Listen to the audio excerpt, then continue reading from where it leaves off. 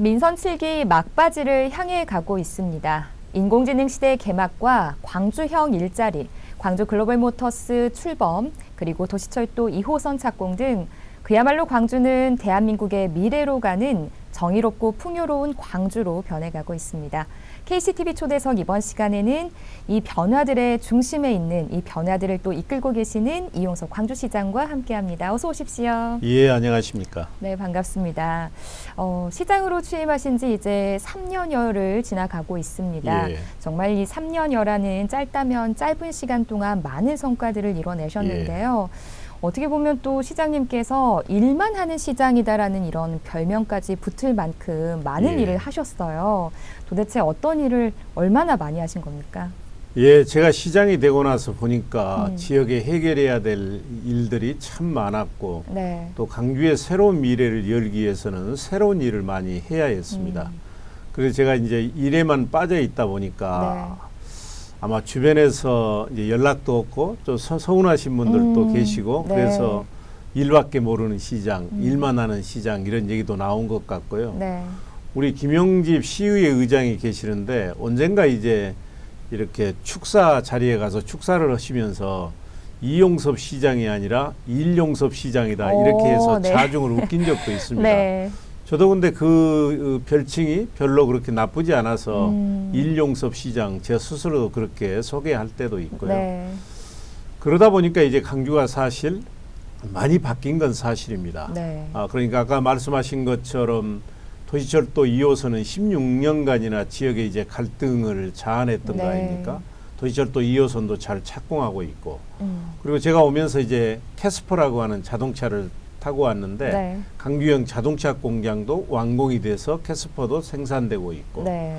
또 3년 전만 해도 광주가 인공지능 중심 도시가 될 거라고 예측했던 분들은 안 계십니다. 네. 그런데 인공지능 시대를 개막하고 있고 기후위기 대응이 매우 중요한데 우리가 다른 지역, 다른 국가나 정부보다 5년 앞선 2045년까지 탄소 중립 에너지 자립 도시를 실현하겠다. 네.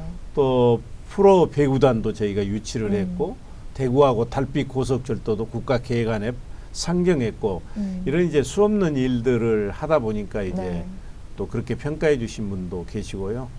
그 덕분에 광주는 확실히 바뀌고 있습니다. 네. 그러니까 과거에 일자리가 부족해서 떠나던 광주에서 찾아오는 광주로 또 정치 1번지를 뛰어넘어서 경제 1번지로 이렇게 바뀌고 있고 저는 이제 그 변화된 모습을 보면서 나름대로 보람을 느끼고 있습니다.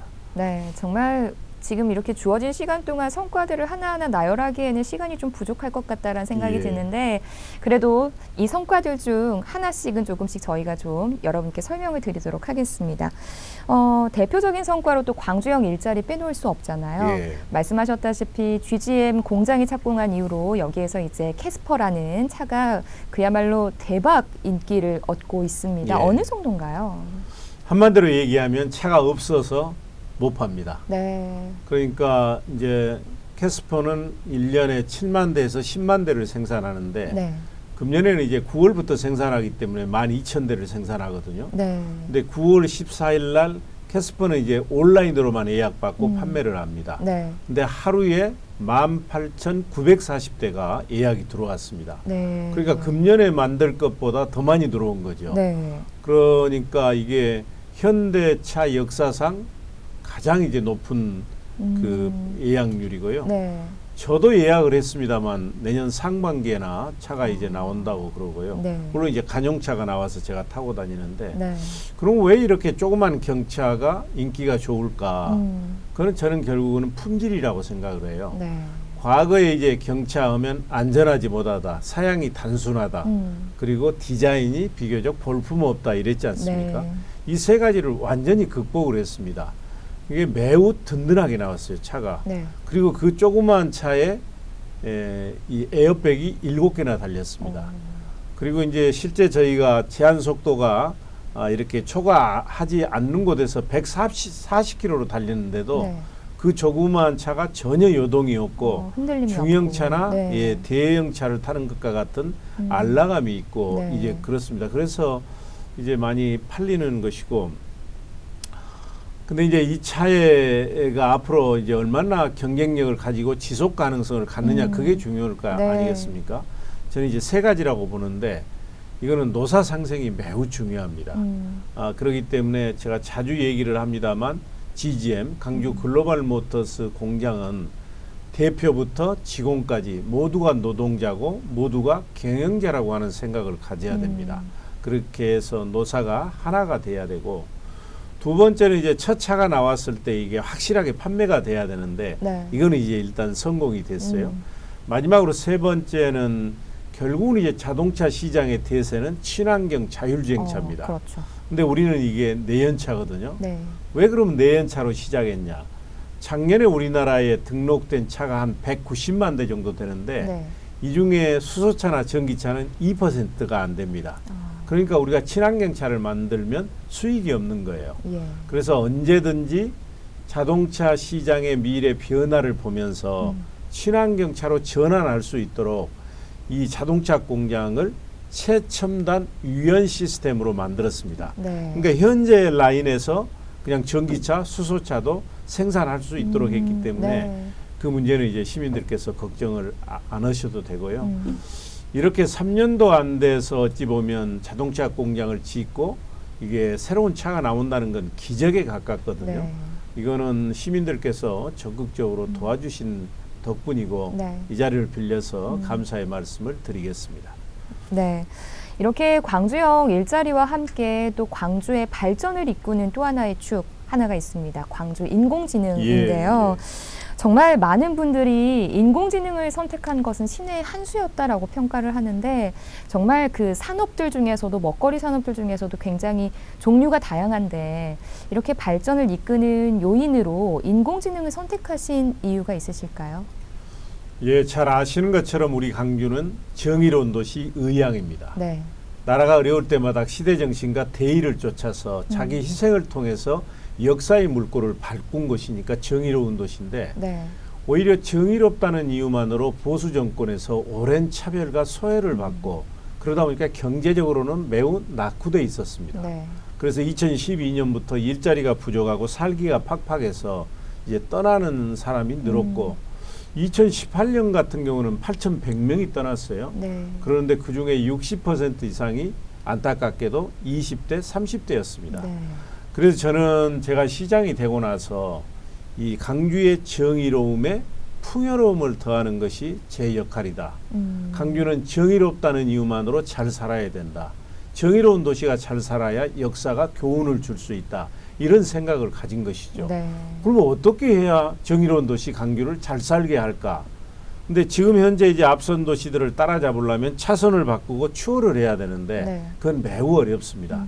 그래서 제가 착안한 게 모든 가치와 시스템이 완전히 바뀌는 4차 산업혁명이 기회다. 4차 산업혁명이 되면 이제 모든 가치나 시스템이나 이런 게 모두 바뀌기 때문에 네. 우리 하기에 따라서 꼴찌가 1등이 될 수 있고 1등이 꼴찌가 될 수 있기 때문입니다. 네. 근데 이 4차 산업혁명의 핵심이 뭐냐면 인공지능이거든요. 그래서 제가 인공지능으로 광주를 대한민국의 미래로 우뚝 세워야 되겠다. 네. 이런 꿈을 가지고 있었는데 이제 살아오면서 보면 우리가 꿈을 포기하지 않는 한 꿈은 절대 우리를 포기하지 않습니다. 네. 기회가 온 것이죠. 네. 그러니까 2018년 7월 달에 제가 시장이 됐는데 11월 달에 중앙정부에서 17개 광역자치단체로 하여금 예비 타당성 사업을 면제해 줄 테니까 굵직굵직한 사업을 하나씩 내려간 겁니다. 네. 근데 이제 다른 도시들은 관행에 사로잡혀서 집 짓고 건물 짓고 다리 놓고 철도 놓고 그렇죠. 이런 SOC 사업을 신청했는데 네. 우리만 이제 인공지능 산업 집적단지를 광주에 만들겠다. 이걸 이제 신청해 가지고 네. 이제 우리가 된 것이죠. 그래서 앞으로 5년 동안에 이제 4,116원 이 금액은 얼마 크지 않습니다. 근데 우리 빙산의 일각이라는 거 있잖아요. 네. 바다 우로 보이는 빙산 얼음 조각은 조그만하지만 그 밑에는 이제 엄청난 산이 있는 거 아닙니까? 네. 그래서 5년 동안에 조금 금액은 4천억이지만 그 밑에가 이제 수십조가 수백조가 있는 것이죠. 네. 그래서 최근에는 이제 막 우리를 다 부러워하고 며칠 전에 임혜숙 과학기술정보통신부 장관이 와서 네. 인공지능 집적단시 착공식을 하고 갔습니다. 네. 이게 강주의 미래 50년, 100년을 먹여 살릴 겁니다. 네. 이렇게 말씀하신 것처럼 지난 11월 22일에 인공지능 집적단지 착공식이 첨단 3지구에서 열렸습니다. 시장님께서 말씀하셨던 것처럼 과기정통부 장관께서 이곳을 인공지능 핵심 거점으로 만들겠다라고 정부 차원에서 강력하게 지원 의지를 밝히셨는데 이 집적단지 자세히 좀 어떻게 구축이 되고 어떤 기능을 하게 되는 건가요? 근데 이제 앞으로는 어떤 산업도 어떤 사업도 상품도 또 국가도 지방자치단체도 인공지능과 접목되지 않으면 경쟁력이 없습니다. 네. 근데 인공지능에 있어서 가장 중요한 게 뭘까요? 그건 데이터거든요. 네. 그러니까 우리가 산업사회 때 가장 중요한 게 전기였잖아요. 네. 그러니까 4차 산업혁명 시대의 전기가 데이터인 겁니다. 데이터가 있어야 인공지능이 그걸 이제 학습을 할 수 있기 때문에. 네. 근데 우리 강주에 슈퍼 컴퓨팅 시스템을 갖춘 세계 10위 안에 드는 데이터 센터가 이미 이제 착공을 해서 건설 중에 있습니다. 네. 첨단 3지구에. 네네. 근데 이게 얼마나 큰 데이터 센터냐면 우리나라에서 가장 큰 데이터 센터는 대전에 있습니다. 누리온 5옥이라고. 네. 이게 성능이 25.7 페타플러스. 그러니까 1 페타플러스가 얼마나 빠르냐면 똑딱 이렇게 1초에 1000조 번의 연산 능력이 있을 때 1 페타플러스라고 하는데 네. 누리온 5호기가 25.7 페타플러스입니다. 예. 세계에서 17번째입니다. 근데 우리 강주에 들어서는 건 어느 정도냐면 그보다 3배나 많은 87.5 페타플러스입니다. 네. 저게 25.7 페타플러스고. 네. 그러니까 이건 세계 10위 안에 드는 것이죠. 이제 이걸 이용해 가지고 물론 그건 우리 강주만 쓰는 건 아닙니다. 네. 전국에 누구나 쓸 수 있도록 개방을 하는데 근데 특히 우리는 우리의 강점이라고 할 수 있는 그러니까 그 우리가 한전이 있기 때문에 에너지 그리고 자동차 공장 네. 그리고 우리가 헬스케어가 좀 앞서 있습니다. 헬스케어 그리고 우리 문화 도시이기 때문에 문화 콘텐츠 네. 이거하고 연결시켜 가지고 강주만의 네. 이제 고유하고 독특한 특별한 이제 경쟁력을 만들어낼 것입니다. 네, 이렇게 융합해서 광주만의 예. 특화된 이런 산업들과 융합해서 발전시키겠다 이런 예, 계획이신 예. 거죠. 네, 정말 이렇게 인공지능 중심 도시로 떠나가는 광주에서 찾아오는 광주로 변해가고 있습니다. 그만큼 최근에는 또 금남로에 AI 창업 캠프 2호점이 예, 문을 예, 열었고요.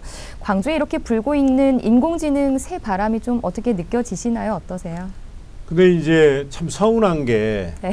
다른 곳에서는 말씀하신 것처럼 강주가 인공지능을 선택한 건 신의 한 수였다. 네. 그리고 이제 모두가 부러워해 가지고 중앙정부에 가서 왜 강주만 하냐 우리도 하자.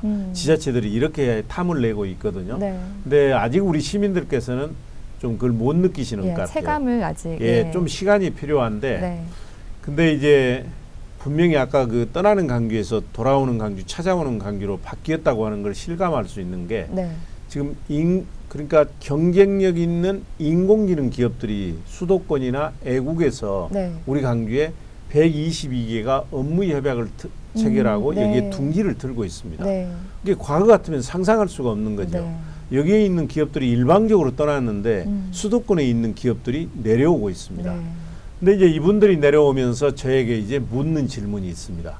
시장님, 서울에 있어도 인공지능 인재를 구하기가 어려운데 네. 강주 가가지고 인재를 구할 수 있겠습니까? 네. 이게 어찌 보면 인공지능 경쟁은 인재 경쟁입니다. 그래서 우리가 이 질문에 답변을 못 해드리면 강주는 인공지능 대표도시가 되는데 어려움이 있습니다. 네. 그래서 저희가 강주과학기술원이라고 지스트 있지 않습니까? 네네. 거기에 작년 3월부터 인공지능 석박사급을 양성하는 대학원을 만들어서 작년부터 이제 수업이 이미 시작됐고요. 네. 지금은 전남대학교, 조선대학교, 호남대학교 이쪽 우리 지역 대학에 인공지능 융복합학과 또는 대학이 만들어져서 네. 인공지능 인재를 양성하고 있습니다. 네. 근데 문제는 이분들이 이제 나오려면 4년 내지 5년, 6년이 걸려야 되잖아요. 네. 근데 기업들은 지금 바로 내려오기 때문에 사람이 필요하고 그렇죠. 그래서 우리가 과학기술정보통신부와 함께 네. 인공지능 사관학교를 만들었습니다. 네. 이거는 6개월 과정인데 네. 한 180명을 뽑아서 이미 1기는 나왔고 지금 2기가 교육을 하고 있습니다. 네. 이건 이제 불란서에 가면 불란서 에콜 42라고 산무 교육 기관이 있습니다. 그건 수업료도 없고 교재도 없고 선생도 없고 그걸 이제 벤치마킹한 겁니다. 네. 우리 인공지능사관학교도 수업료도 없고 우리가 숙식도 이렇게 제공하고 그래갖고 매우 유능한 애들이 이제 오고 있거든요. 네. 그렇게 해서 인재를 공급하고 있고 이건 못지않게 중요한 게 뭐냐면 이제 우리가 대한민국의 실리콘밸리를 만들어야 되지 않겠습니까? 그렇죠. 그러니까 상상력과 창의력이 뛰어난 젊은 아이들이 배낭 하나 메고 실리콘밸리에 가면 강주에 가면 성공할 수 있다 하는 그런 생태계를 만들어야 되거든요. 네. 그래서 이제 그런 젊은이들이 오면 아이디어는 있지만 이걸 어떻게 사업화할 것인지 잘 모릅니다. 네. 그래서 저희가 인공지능 종합지원센터를 만들었습니다. 그리고 거기서 멘토를 붙여줍니다. 네. 그러니까 인공지능 쪽에서 성공한 경험을 가진 멘토를 붙여주고 그래갖고 사업화가 되면 이제 중요한 게 돈이 필요하잖아요. 네. 그래서 저희가 한 1,100억의 창업 펀드를 만들어 가지고 돈을 이제 공급해주고 그리고 아까 말씀하셨는데 그분들은 무슨 산업단지로 안 들어갑니다. 이분들은 도심에 있기를 바래요. 문화도 네. 있고 그리고 이제 여러 가지 의료 교육 서비스를 향유할 수 있는 그래서 저희가 동명동이나 그쪽에 아이플렉스 이런 데 들어가다가 1호 창업 공간을 저희가 창업 그 공간을 만들어서 네. 문을 열었는데 작년입니다. 그게 네. 하루에 그냥 다 나갔어요. 그래서 금년 11월 달에 또 2호점을 네. 개통을 해서 그 창업 공간도 제공을 하고 있고 네. 그래가지고 이분들이 이제 스타트업을 만들면 통상 3년 내지 5년을 버텨내기가 어렵습니다. 그건 우리나라뿐만 아니라 애국도 네. 그걸 우리가 데스밸리 죽음의 계곡이라고 그럽니다. 네. 그래서 이 죽음의 계곡을 통과할 수 있도록 저희가 기술적인 지원을 하고 이렇게 하고 있고요. 네. 그래서 그분들이 이제 잘 돼서 스케일업 기업이 되고 유니콘 기업이 되면 몇 개만 나와도 이제 강주가 완전히 이제 달라지는 겁니다. 일자리도 그러고 소득도 늘어나고 네. 그렇게 아주 매우 미래를 향한 발걸음이기 때문에 시민들께도 일자리나 다른 그 소득 이런 쪽에서 혜택이 아마 머지않아 저는 갈 수 있으리라고 생각을 합니다. 네, 정말 그야말로 미국의 실리콘밸리 같은 예. 인공지능 중심 도시 광주로 변해가고 있는 것 같습니다. 또 도시철도 2호선 공사가 한창 진행 중에 있습니다. 최근 정부에 9,300억 원 정도를 증액해달라고 요청하신 걸로 알고 있는데 현재 이 지하철 2호선 공사 어떤 상황인가요? 이제 잘 아시는 것처럼 이제 제가 시장이 2018년에 됐을 때 도시철도 2호선은 16년 동안이나 네. 우리 지역에서 시청은 건설한다. 또 일부 시민사회단체는 안 된다. 네. 이렇게 해가지고 지역을 분열과 갈등 속에 몰아넣었던 거거든요. 네. 그걸 제가 시민 공론화를 통해서 몇 개월 만에 네. 이제 그 건설하기로 했고 반대하던 시민사회단체도 다 들어왔지 않습니까? 네. 근데 이게 십몇 년 동안 이렇게 논란만 하다 보니까 그동안에 임금이나 인건비나 차재비가 엄청 오른 거예요. 그리고 또 하나는 그 이후에 법령이 이제 새롭게 만들어지면서 안전에 관한 규정을 매우 강화를 했습니다. 네. 또 실제 우리가 공사를 하다 보니까 어떤 곳은 지상으로 지나가도록 했는데 지하화해야 될 필요가 생겼어요. 네. 그러다 보니까 이제 금액이 많이 는 게 사실입니다. 근데 뭐 9,300억으로 딱 확정된 것은 아니고요. 네. 이제 금액이 이렇게 많이 늘면 이제 기획재정부가 이제 좀 이제 제동을 겁니다. 왜 그러냐면 이게 우리 돈으로 건설하는 게 아니라 전체 금액의 60%를 정부가 돈을 대줍니다. 네. 그러니까 처음에 우리가 이번에 그 2018년도에 네. 이렇게 착공하려고 할 때 규모가 얼마였냐면 2조 2천억이었습니다. 네. 그러니까 그 중에 한 1조 3천억 원은 중앙정부가 돈을 내주는 거고 네. 우리가 코로나19와 이렇게 막 싸우고 매우 기업 경제가 어려울 때도 거기서 한 4천억 가까이가 중앙정부에서 이렇게 돈이 내려왔어요. 네. 그래서 그걸로 이제 우리 시민들이 일도 하고 노동자로서 또 이제 하청업체가 참여도 하고 그래가지고 시내 돈이 풀려서 많이 도움이 됐었는데요. 네. 그래서 저는 이걸 저희 목표는 돈이 중요한 게 아니라 얼마나 안전하고 시민들이 편리한 네. 도시철도를 확실하게 만드는 게가 중요합니다. 그래서 더 들어가는 돈은 과감하게 현실화하려고 그래요. 근데 이제 중앙정부하고 지금은 협의 중에 있습니다. 네. 규모를 어느 정도로 할 것인지. 네. 이제 중앙정부는 금액이 많이 늘어나면 예비 타당성 재조사를 해야 되거든요. 네. 근데 저희는 이게 늘리고 싶어서 늘리는 게 아니라 물가나 법령이 개정돼 가지고 불가항력적으로 하는 거기 때문에 네. 예비 타당성 제조사 없이 건설할 수 있는 규모로 지금 협의를 하고 있습니다. 네. 일부 이제 시민들께서 그러면 금액이 늘어나니까 뭐 노선이 좀 단축되는 거 아니냐, 달라지는 것 아니냐 이렇게 걱정을 하시는가 본데 네. 전혀 그런 일은 없으니까요. 당초 계획대로 건설할 테니까 걱정하지 마시고 지켜봐 주시고요. 다만 제가 걱정하는 것은 저도 아침 저녁에 출퇴근을 해봅니다만 네. 요즘 차가 좀 많이 막힙니다. 네. 왜 그러냐면 이곳저곳에서 이제 공사를 하다 보니까 많이 막히고 네. 저희 나름대로는 최선의 노력을 하는데 네. 어느 정도는 불가피하니까 시민들께서 좀 이해해 주셨으면 감사하겠습니다. 네, 좀 더 편리하고 안전한 광주를 위해서 시민 예. 여러분들의 배려도 조금은 필요할 것 같습니다. 최근에 이제 광주를 연고로 하는 신생 여자 배구단이 탄생을 했습니다. AI 페퍼스가 창단이 됐는데 또 첫 우승을 했어요. 예, 네. 이겼죠. 아직 우승한 건 아니고 한 번 이겼습니다. 네네. 이제 신생팀인데도. 네네. 예. 그래서 아무래도 배구단을 유치하신 시장으로서 감회가 굉장히 남다르실 것 같은데 어떠셨나요? 예, 근데 이제 제가 이제 산업도시도 만들고 그러긴 하지만 시민들이 열심히 생업에 종사하면서 또 시간이 나면 스포츠도 즐기고 문화도 즐겨야 그래야 이제 살기 좋은 도시 아니겠습니까? 네. 근데 아시는 것처럼 저희가 이제 야구하고 축구가 있어서 봄부터 가을까지는 즐길 수 있는 스포츠가 있습니다. 네. 근데 이제 겨울 스포츠가 없어요. 네. 그리고 이제 제가 젊었을 때 그 아마추어 배구 선수도 했거든요. 그래서 배구에 애정이 네. 참 많아요. 네. 그래서 배구를 유치해야 되겠다 하는 생각을 계속 가지고 있었는데 네. 7번째 여자 프로 배구단이 생긴 겁니다. 네. 이제 본사가 저 성남에 있는데 그 페퍼 저축은행이라고. 네. 그래서 원래는 이제 거기 구단주가 되는 은행장이 대표가 경기도에 두려고 하는 걸 네. 제가 이제 뭐 가서 만나기도 하고 많은 분들이 도와주셔가지고 우리 네. 광주로 유치를 했어요.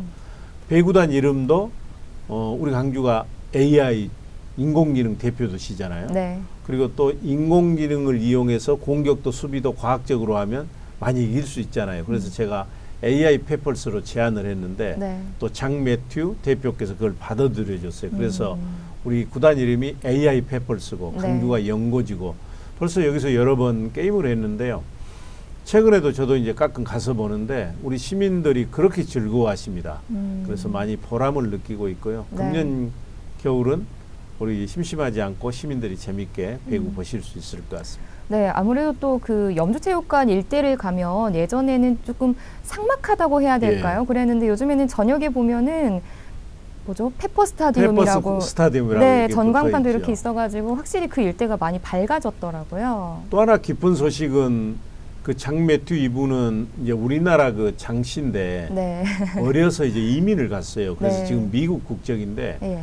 우리하고 이제 이걸 강주에 프로구단을 두겠다 협약하는 날 1억 원을 이렇게 우리한테 기부를 했어요. 네. 어린이 배구단을 키우라고. 네. 또 안타깝지만 그 학동에 그때 참사가 있었지 않습니까? 그래 그때도 그 피해자들에게 5천만 원을 기부를 네. 하고 또 저번에 그 상대 팀을 상대로 해가지고 우리가 1승을 했어요. 그래서 네. 그 기념으로 저번에 강주에서 그 판매 수익금 전체도 또 기부를 하고 조금 있으면 강주에 이제 콜센터를 만듭니다. 네. 250명 정도 채용하는 콜센터 만들면 우리 지역의 일자리 창출에도 많이 도움이 될 거고요. 그래서 배구도 즐길 수 있지만 지역사회 발전에도 네. 크게 기여가 될 겁니다. 그러네요, 예. 정말로. 배구단 유치를 통해서 정말 광주의 예. 곳곳이 또 발전을 하고 있다라는 생각이 예. 듭니다. 위드 코로나 시대의 단계적 일상 회복이 시작되면서 지역 경기도 조금은 활력을 되찾아가고 있는 것 예. 같습니다. 이와 관련해서 광주시가 시민들에게 일상 회복 지원금을 지급하겠다라고 밝히셨는데 언제쯤 받아볼 수 있을까요? 이제 내년 초에 드릴 텐데요. 네. 이제 그러기 위해서는 우리 시의회에서 이걸 통과를 시켜줘야 됩니다. 네. 그래서 일부에서 왜 시 재정도 어려울 텐데 시민들에게 10만 원씩 드리냐. 네. 그러니까 가족이 셋이면 30만 원, 네. 넷이면 40만 원을 받을 수 있는 것이죠. 저는 거기에 한 세 가지 생각을 했습니다. 하나는 진짜 한 1년 10개월 동안 우리 시민들 고생했잖아요. 코로나19 때문에. 네. 근데 시민들이 적극적으로 협조해 주셔가지고 우리가 가장 모범적으로 코로나19를 잘 극복했습니다. 네. 그러니까 인구 10만 명당 발생률도 가장 낮고 그리고 그 사망하신 분들 치명률이라고 그러는데 치명률도 가장 낮습니다. 너무 감사한 거예요. 네. 그래서 이렇게 고생하신 시민들에게 감사의 뜻을 우선 좀 보내드리고 싶었고요. 네. 두 번째는 이게 오래가면서 골목상권, 재래시장, 전통상인, 자영사업자, 소상공인들이 매우 어렵습니다. 네. 근데 이분들을 어떻게 하면 지원할 수 있을까? 저희가 이제 147만이니까 10만 원씩 드리면 1,470억 원입니다. 네. 근데 이걸 현금으로 드리는 게 아니라 지역화폐로 드립니다. 그래갖고 3개월 내에 쓰도록 하면 이 1,470억 원이 소상공인 자영사업자한테 가는 겁니다. 네. 그러면 대목 때보다도 더 경기가 좋아져요. 네. 그래서 소상공인들이 지금 빨리빨리 하루빨리 시행되기를 바라고 있거든요. 네. 또 하나 우리가 이제 학교 다닐 때 재정학 측에서 보면 재정이라고 하는 게 경기가 어려울 때는 돈을 풀고 경기가 좋을 때는 돈을 또 이렇게 흡수하는 네. 재정의 경기 조절 기능이 있거든요. 네. 이런 측면에서 한 것이고요. 일부에서 이제 그렇게 되면 강주의 그 부채 차입금 비율이 높아질 것 아니냐 이렇게 걱정을 하는데요. 네. 걱정 안 하셔도 됩니다. 제가 그런 걸 생각 안 하고 할 리가 없지 않습니까? 그러니까 제가 시장이 될 때 우리 강주의 부채 비율이 22%를 넘었습니다. 근데 그동안 이걸 잘 해가지고 네. 16%로 떨어뜨렸어요. 그러니까 우리가 10만 원 썩 들여도 차입금 비율이 17%밖에 안 됩니다. 네. 근데 우리 행정안전부에서 공고 수준이 24%예요. 그러니까 차입금 비율 전혀 걱정하실 필요가 없고요. 네. 또 이제 아무래도 내년에 선거가 있지 않습니까? 네. 그러니까 일부에서 선심성이다 이렇게 얘기를 하는데 이것은 그야말로 강주 시민들의 아픔을 덜어드리고 네. 자영사업자와 소상공인을 살리기 위한 민생안정대책이다 이렇게 이해를 해 주시고요. 그동안 저희가 14번에 걸쳐서 민생안정대책을 발표를 했는데 네. 거기서 그래가지고 한 3천억 이상을 지급을 했습니다. 네. 근데 이렇게 전 시민들한테 한 번도 드린 적이 없어요. 그런데 지금은 일상으로 회복하는 단계이기 때문에 네. 전 시민들한테 들으면 시민들도 도움이 되고 자영사업자들도 확실히 네. 힘을 잡을 수 있다는 생각에서 하는 것이기 때문에 그렇게 이해를 해 주시면 좋겠습니다. 네. 아무래도 뭐 내년 초에 지급이 된다라고 하면 예. 설 전이기 때문에 또 설 때 많은 그렇습니다. 분들이 또 전통시장이나 이런 것들을 많이 예. 이용할 수 있으니까 좋을 것 같다는 생각이 듭니다.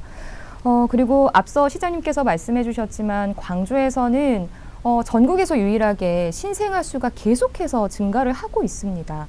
어떤 뭐 비결이 있으십니까? 이것도 실은 엄청난 겁니다. 네. 왜 그러냐면 지금 통계청 통계가 엊그저께 9월 달까지 나왔는데요. 네. 1월부터 9월까지 한 달도 빼지 않고 출생아 수가 늘어나고 있는 광역자치단체는 17개 중에서 우리밖에 없습니다. 네. 9개월 연속. 예, 9개월 네. 연속으로. 네. 전체로 보면 11.2% 우리는 출생아 수가 늘어났는데 네. 전국 평균은 마이너스 3%가 넘었습니다.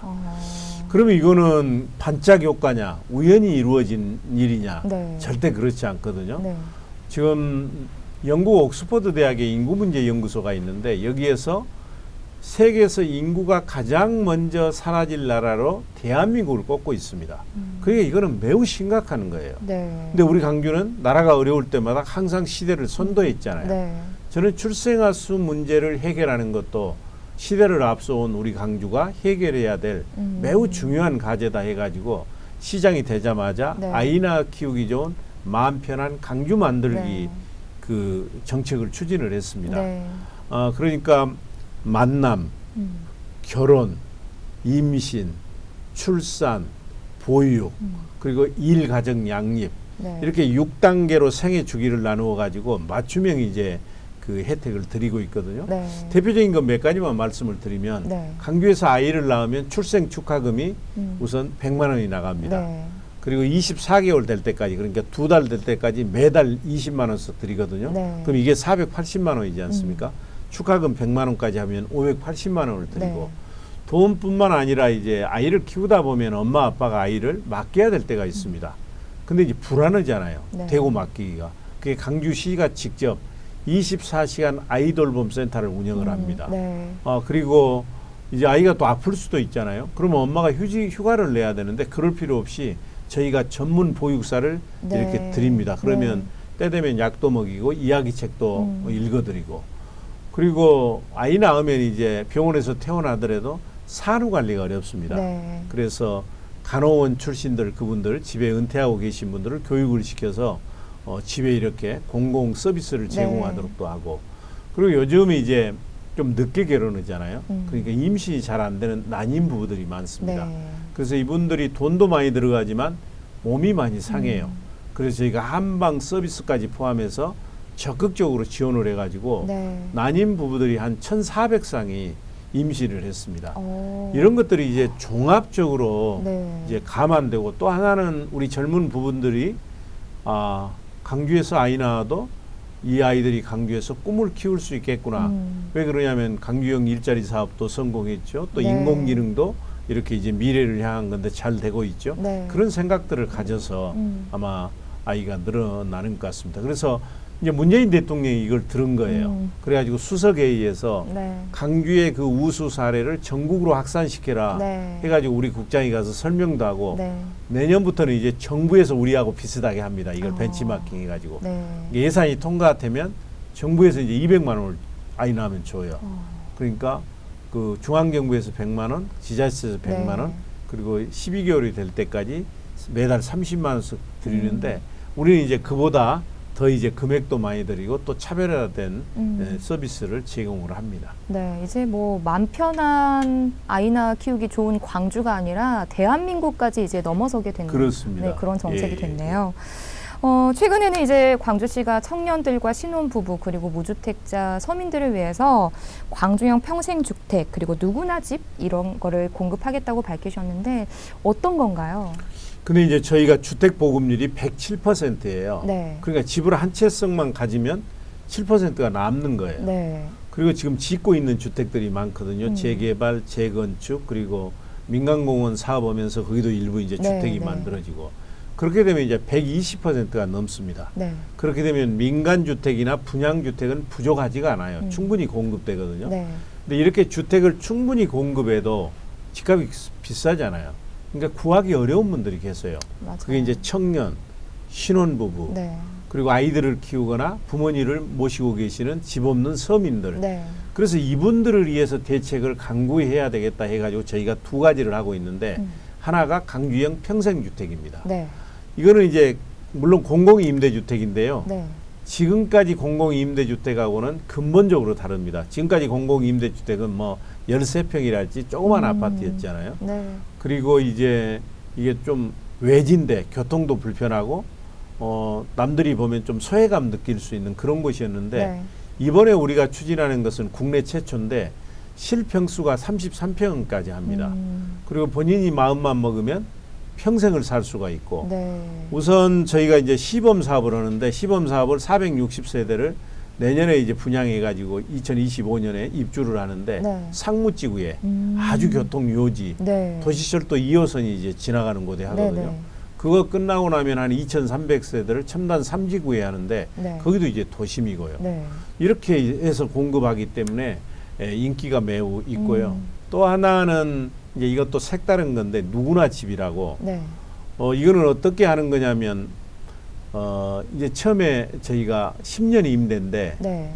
임대할 때 그 값에, 그러니까 5억짜리면 5천만 원만 있으면 그 집에 들어갈 수가 있어요. 네. 그래가지고 10년 동안 이런 시중의 임대료보다 낮게 살다가 10년 후에 분양을 받습니다. 네. 근데 이제 5억짜리가 예를 들면 이게 막 10억도 가고 그럴 수 있지 않습니까? 네. 그러면 집값이 올라가지고 사기가 어렵잖아요. 네.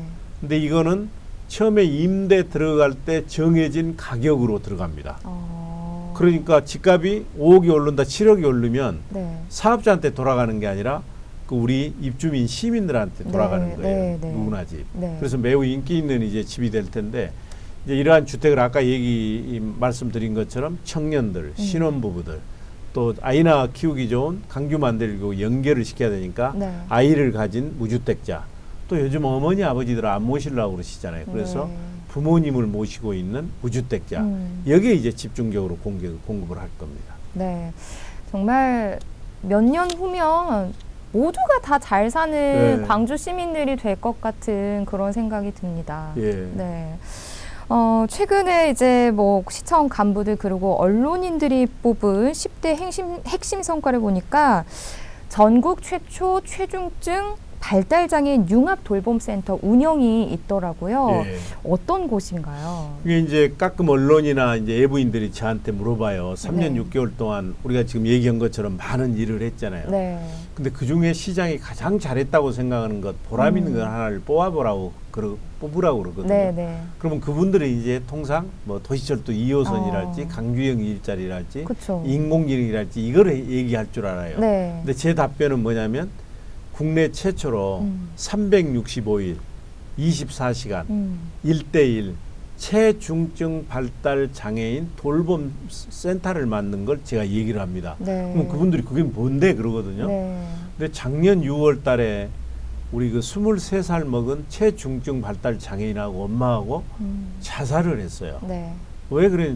근데 이제 제가 그게 물론 제가 모르는 분이죠. 근데 우리 강주에서 일어난 일이고 너무나 가슴 아파서 제가 조문을 가서 영정 사진을 보니까 해맑게 모자가 웃고 있는 걸 보니까 다시는 이런 슬픈 일이 강주에서 일어나서는 안 되겠다 네. 해서 들어보니까 어머니가 이제 도저히 키울 수가 없는 거예요. 어렸을 때는 키울 수 있는데 난폭해지고 몸이 크니까. 네. 그래서 나하고 죽자. 그래야 남아있는 식구라도 살 것 아니냐 해서 목숨을 끊은 거거든요.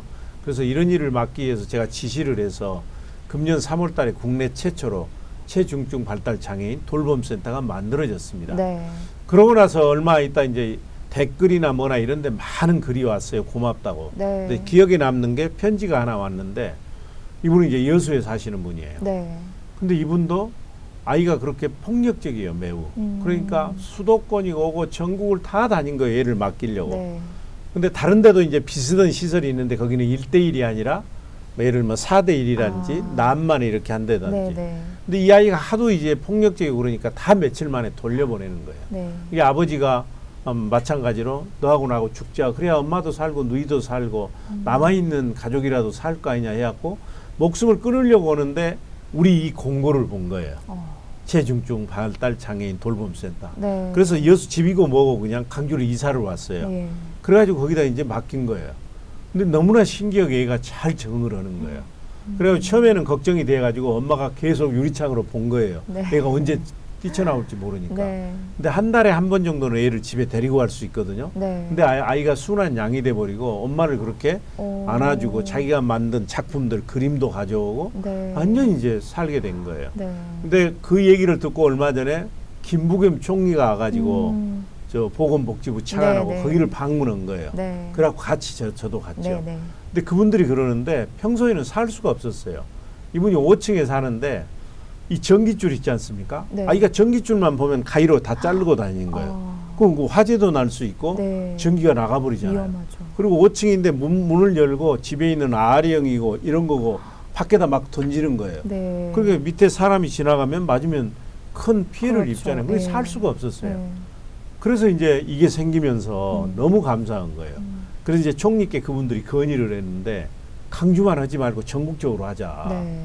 두 번째는 이제 이게 돈이 좀 많이 들어가요.